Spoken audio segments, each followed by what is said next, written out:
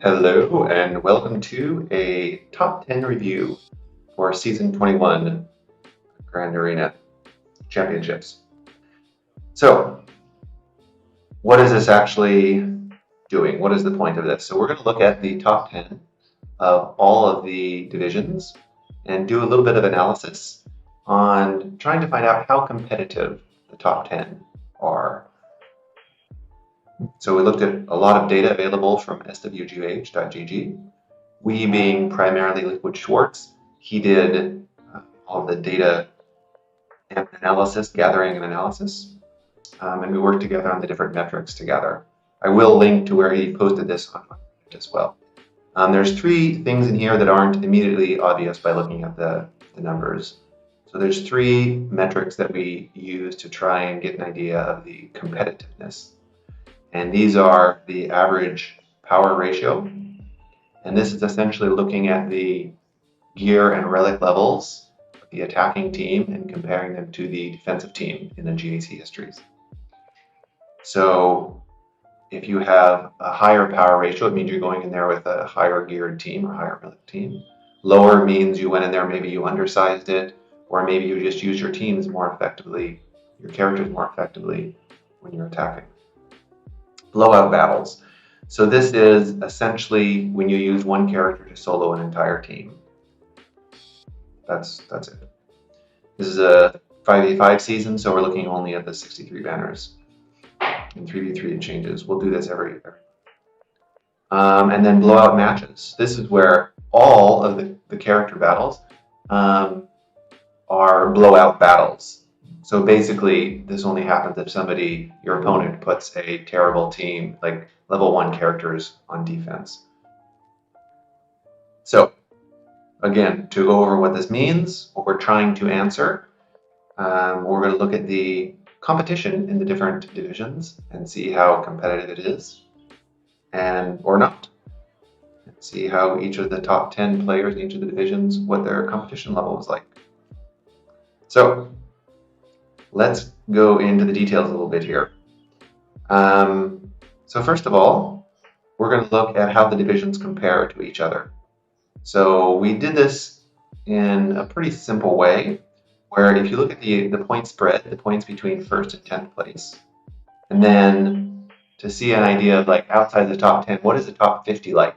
Are there a lot of people trying to get into the top 10 or not so many? So that's the points between first and 50th. And then finally, if you look at the amount of points between first and 10 compared to the amount of points between first and 50th, again, to get an idea of how many people are actually trying to get into the top 10, how close is it in the tippity top levels.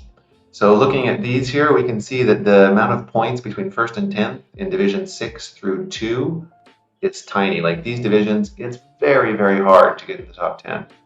There's plenty of people in the top 11, 12, 13 that are just a few points separated from the top 10. So it's hard to get that title.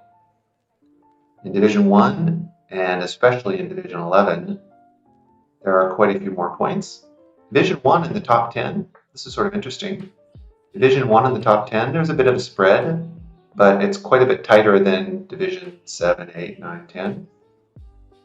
But if you look at the top 50, there is a huge range of points in the top 50. So the top 10 in Division 1 here, my division, the top 10 that is pretty competitive, but the top 50 is not very competitive relative to the other competitive divisions. There's also not a lot of people. Let's look at how many people are there in each of the divisions here. So here, it's sort of hard to see. Again, I would check out the Reddit post by Liquid Schwartz. I'll link it. You can see this a little bit better. So more or less, there's 400,000 active players in GAC over the past year, growing slightly. A year ago, it was 390, and now it's probably 410 or something like that. And the actual division size for August and September. So as we related earlier, there's hardly anybody in Division 1. Division 2, 3, 4, or 2 and 3 are a bit smaller. 4 is the hugest one by far, and all the others are sort of the same size. So if you look back at the competitiveness of the divisions, even though Division 11 and 1 are sort of similar, there's an enormous amount of people in Division 11, but they're mostly probably newer players. So they're not as competitive. They haven't really invested so much time into the game or money. So let's go look at a division and we'll see the different metrics that we captured here. There's more than these metrics in the Reddit post. This is just a smaller version. So for each of the players we looked at, and by the way, for the lower divisions, not everybody we could find their ally code to gather data on them. So for all of the players, their rank, their name, the banners, their max, min rounds, average squad battles, average fleet battles, how many times they lost. This is the power ratio that I talked about. Effectively, you can think of it as, are they taking in lower level characters against higher level characters, or vice versa? If it's below 1, they're taking in lower level characters versus higher level characters. If it's above 1, they're taking in overpowered characters compared to the enemy team. The amount of blowout battles they had. So this is really, the lower this number is, the either more conservative they are in their attacks, or the harder the defense they faced. We don't really know unless you went and looked at each battle individually. Blowout matches. So this is when every single team in an entire round, so all 12 of the, well, not 12 on the lower divisions, but all of the character battles they fought were soloed by a single character. So it means that match was extremely easy and they scored a huge amount of points. And you can see this is sort of a common theme, that the top player had 2, the other ones had 1. And now this banner is above soft cap, which for Division 11 is 1219, means if you get max banners, like in a normal 5v5, it's 60 banners. So if you got 60 banners in every single fight for characters, and then for fleet you got 66, this is the amount of banners over that soft cap that these players scored. And then the banners above the paper defense. So this is again level 1. This is sort of going in and getting, not solo necessarily, but like going in with like 2 or 3 characters and killing everything. And then this is the amount of time they undermanned. And you can see here for reference the amount of 20 plus mods they had, which even at these Division 11 they have quite a few. The relic 7 or 8, this guy has a relic 7 or 8 already, number 2. Their GP, how many GLs they have, and if they have executor or not. So that's Division 11 and sort of a summary of the data. Let's go look at some of the other divisions here. So this is Division 8, 9, and 10. And what I'm looking for in terms of competition is, for the higher ranked players, did they have a lot of blowout battles and a lot of blowout matches? If they did, why? We don't really know why. It's possible, but of course cheating is a possibility.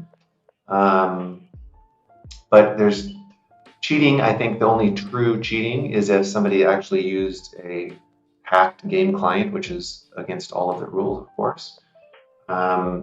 And they change the stats on their characters and they're able to use one character to kill any other characters because they just changed their attack to be some ridiculous number or something. That's definitely cheating. But I think we'll see here in some of the other ones that you can also just ask your opponent, or maybe you know your opponent, in the smaller divisions, like Division 1, my division. It's a small range of players, and most of the Division 1 players are more invested in the game and they've been playing for a while and know a lot of people. So if you know your opponent, you could ask them, hey, can you set a crap defense? I'm trying for a high score. Obviously, that's not very competitive, but it's a great way to get a high score. And that we'll see a little bit in like the blowout battles and the blowout matches. But here in the lower divisions, Division 9 and Division 10, blowout battles, there's a decent number, but it's funny to see here like this one player, Piv, B, Jabe, whatever, I think it would be a Thai name, having 5 blowout matches. And most of the other people in the lower half of the top 10 have a few of them. Although the top players don't have any blowout matches. Interesting. Top players also generally don't lose any fights. Where this person with the blowout matches lost 6 battles. Interesting, but 5 blowout matches is a lot. 2 or 3 is quite a lot too, but that could easily be explained by their opponent didn't care, or they're chatting with their opponent and they ask them they trade, they both set crap defenses, and the person who scores the most 64s, for instance, wins. Okay, here we are, Division 5, 6, and 7 now. And again, if we look at blowout matches, 7 blowout matches, that's crazy. Here in Division 7, 7 blowout matches. I'm saying that's more than half of his entire season. He's one-shotting the board, one-shotting each team. That seems either incredibly lucky or weird. So no Executor, 3 GLs. Okay, his roster is extremely top-heavy. So I guess theoretically, if he sets nothing on defense and just scores a huge amount of points, that's possible. But even here at the top one, 4 blowout matches, lost 4 battles. Now this character number 5, 7 battles lost, 1 blowout match. That person looks like they had a very tough competition all the way to the top. And interesting here, the number 1 player almost always sends in exactly the same relic gear level as their opponent. It's rare to have it so close. Again, this guy Fear, he's sending in way overpowered. So his opponents are for sure setting level 1 stuff most of the time. Huh. That's very strange. But this guy had like no competition. Fear. This one here at number 2 in Division 7, almost always sending in lower level or lower geared characters versus opponents, so probably quite smart. Faced a decent amount of competition and then played it very well. Interesting data. You can obviously look at these in more detail on the Reddit post, like I mentioned. Yeah, looking again at blowout matches, 4 blowout matches. Yeah, if your opponents place level 1 characters and you can get a huge score over 21-47 in 4 different matches, it's easier to get points to win. Sort of easy. Again, this player here. So in my mind, any of these players in number 1 with a lot of blowout matches are not facing very much competition. Anywhere in the top 10 with a lot of blowout matches, it's not competitive. They're just getting lucky or chatting with their opponents and agreeing to do that one way or the other. Or potentially using a hacked game client, but I really don't know. If you're using a hacked game client, why would you have lost battles still? Anyway, I'm not making any judgment call on any of these people being cheaters or not, but you can easily see with the blowout matches when their opponents are placing nothing on defense and they don't have a lot of competition. Let's go look at some other divisions here. Division 3 and 4. Here is Liquid Schwartz, the guy who did all of the data work here. He had a few blowout matches as well, 4 of them, not as much as the first place guy. Surprise, surprise. He is also Liquid Schwartz, going in with under geared characters compared to his opponent. So shows a sign of a more difficult matches in general, a little bit more competition. Whereas the first place guy is taking in overpowered stuff all the time, which makes sense if he's having a lot of blowout matches with level 1 characters.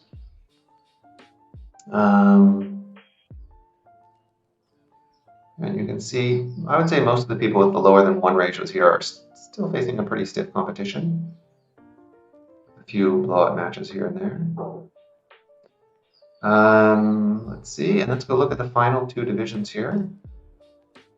Division 1 and 2.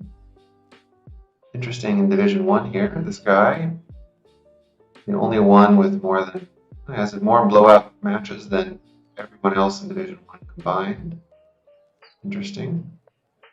Still generally taking in under-geared characters compared to his opponent. So the matches that aren't blowouts, looks like he's still fighting for getting a good score. And you can see we looked in the other divisions. Like it really is only Division 1 and 2 where everybody has Executor. Division 3, only about half of them do. But yeah, again, blowout matches. Division 2, tons of people have lots of blowout matches. It's very, very close, as we saw in the beginning. It's incredibly close in the Division 2 here. Only 208 points between first and 10th. So you can see why people are looking for blowout matches. That's the only way they can get up there. Not the only way. Kurt, no blowout matches. Decent amount of blowout battles. Only lost 2 battles. That guy faced a lot of competition. Yeah, so there you go. That's the summary of all the different divisions.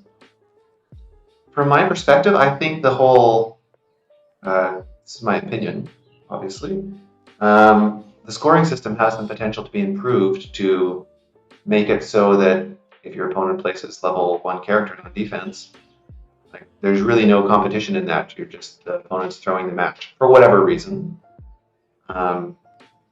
Nothing wrong with asking your opponent to place a crap defense, just not very competitive.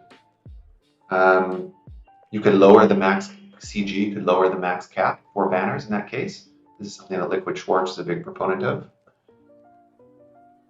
Me as well, I think that would help. You could add points for defense. So if your defense held more, i.e. if your opponent actually attacks, you could get some additional points that way. You could add more feats that require you to put certain characters on defense or offense to stretch the roster a little bit, but that sort of, it's just trying to, it seems to be asking players to ask their opponent to set certain teams on defense or offense so they can get those feats. So I'm not sure how that would necessarily work out, but it's a way to make players do more interesting things with their roster. I'm sure there's other ideas, but I'm a big fan of having the more competition, the better. Make interesting matches for people to play and watch if you enjoy that as well. So I hope this was interesting and you found something useful. Yeah, thanks. Cheers.